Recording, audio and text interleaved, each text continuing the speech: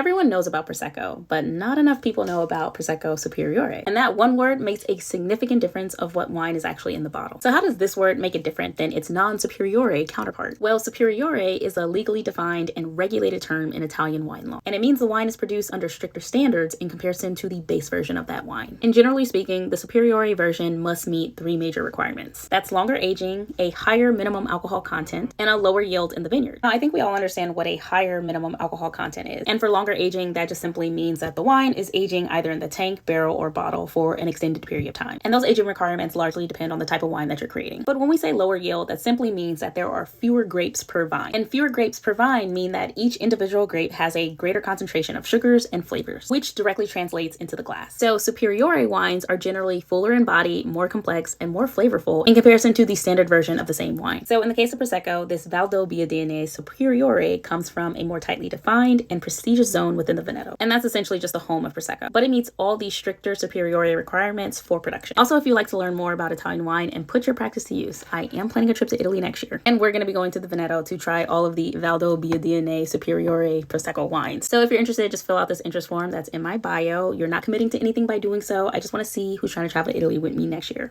Cheers.